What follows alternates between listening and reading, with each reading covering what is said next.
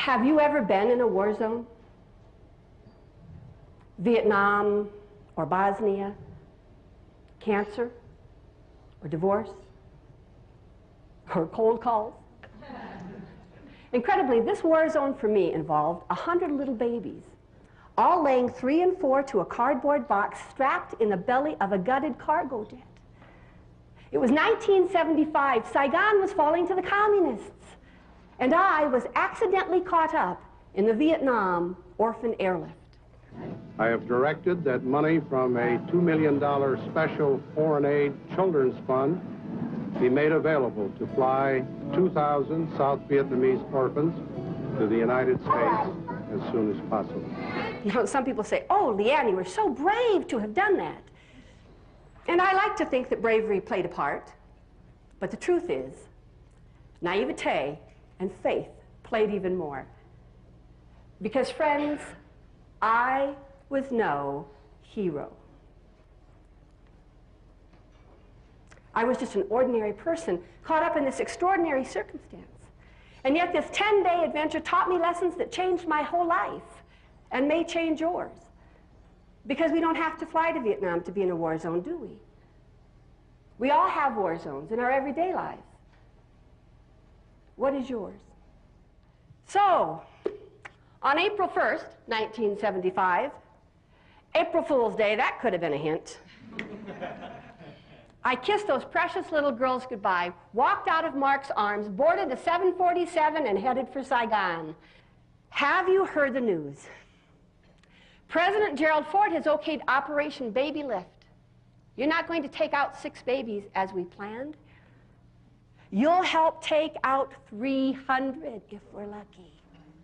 But by the time I got there, see, they were bringing all the babies in from the foster home and bringing them to the orphanage center. So every inch of floor was covered with a mat or a sheet. And every inch of sheet or floor was covered with a baby. Seas and seas of vagabonding, burping babies. And until I wrote my book about it some 20 years later, my friends and family knew very little about what happened to me there.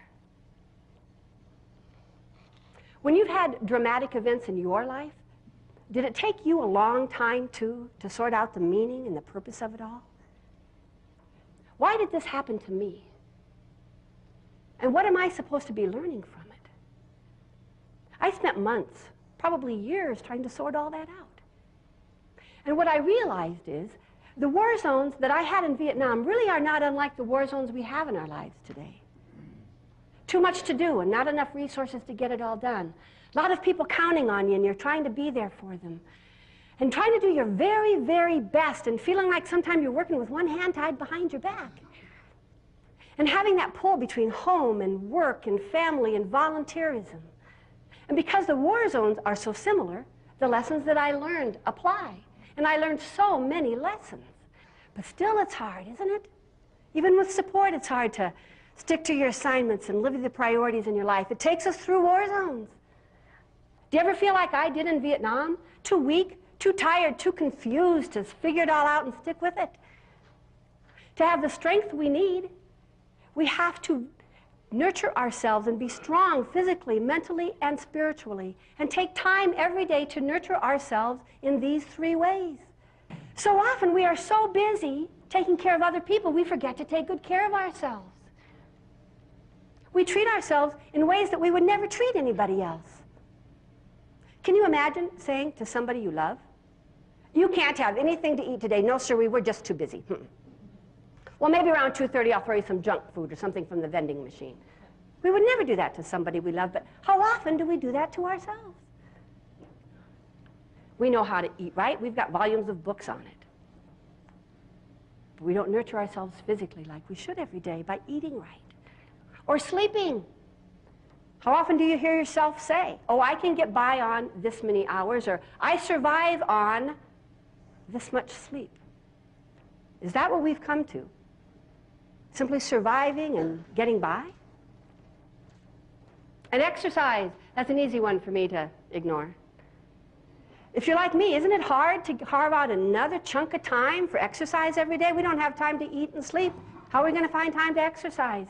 And the second part of our lives we have to balance is our mental selves. Now, I know this audience, and I know you do not need to be reminded to stay mentally active. Instead, I think you might need encouragement to allow time every day for mental rest and relaxation. And one of the best ways you can do that really is with that slow, deep, easy breathing. My second favorite mental balance tool is positive thinking. I am a big believer in the power of positive thinking. The third part of our lives we have to keep in balance is our spiritual selves. We must count on and trust in the God we believe directs and guides our life. Polls show that 98% of Americans today believe in a God. So I'm going to assume that this audience represents that same ratio. That being the case, we have to take time every day, even if it's as little as 15 minutes, to be in touch with the higher power we believe in, to get that sense of direction, to listen to that deep inner voice, which I believe is our truth. How are you going to balance your life physically, mentally, and spiritually every day? Because when our lives are in balance, we're in a place to make better decisions in our lives. And that's the second lesson I'd like to share with you today is how do we make decisions in our life? Too often, I think, from a place of stress and chaos. To make good decisions, we have to make them from a place of peace. The third and final lesson I'm going to leave you with is one you know really well. And that is, you don't have to fly to Vietnam to make a difference in the world. But you know that every day with what you do, with all of your speaking and your training. And you don't just touch businesses, you touch lives. And I know how it feels someday to wonder, is what I'm doing really making a difference? The need is so overwhelming. And what I do is so small. Does it matter enough? Is it worth all of this? Every effort makes a difference. My daughter came home from college with an ancient Creole proverb proving that point. No effort is too small. It says, even one cockroach's urine helps make the river rise. You've worked on committee with some people with that philosophy, haven't you? I prefer a more poetic way of making that same point. And this was from a sign above a doorway in Vietnam where an American plastic surgeon set up a clinic for those children that were burned and disfigured by the war. And the sign above the doorway read, "It's better to light a single candle than to curse the darkness." And that's what you do every day with all that you do. And when you light your candles, you inspire others to light theirs. And then they go on and inspire others to light theirs. And you literally set the world aglow with your goodness. And I look at my family today and I think this is the whole airlift experience full circle. Doesn't get better than this. And the truth is, my friends, it doesn't get better than this. But then I was invited to a reunion. The 25th reunion of Operation Babylift. And I got to stand before 100 young men and women, some of whom I brought out.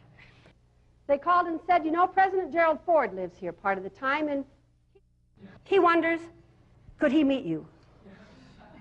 He wonders, could he have his picture taken with you? I said, I don't know, I'm pretty busy.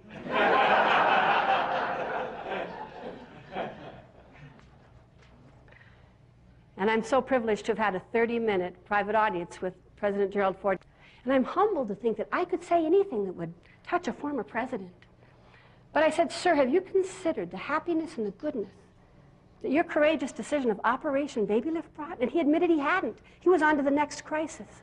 So I gave him a copy of my book. I gave him that photo of all those kids gathered at the reunion, and I gave him a picture of Mitch. And I said, this photo of my son represents 1/3,000th of the goodness and joy you brought. Because of you, 3,000 children were saved. And I think, boy, it doesn't get better than this. And all this, my friends, from buying a dozen cupcakes and making those right but not easy decisions. And I know sometimes that you wonder whether you're making enough of a difference, and I have to admit, you'll probably never be in a third world country and brush dust off and see your own handwriting on a box, Or you may not see directly the results of your efforts as much as I have. But don't be mistaken. The difference you're making is just as great. When you balance your life, physically, mentally, and spiritually every day, when you make those right, but not always easy decisions, your life will go from the ordinary to the extraordinary. Because you, my friends, my colleagues, you are the heroes. And I applaud you. Thank you.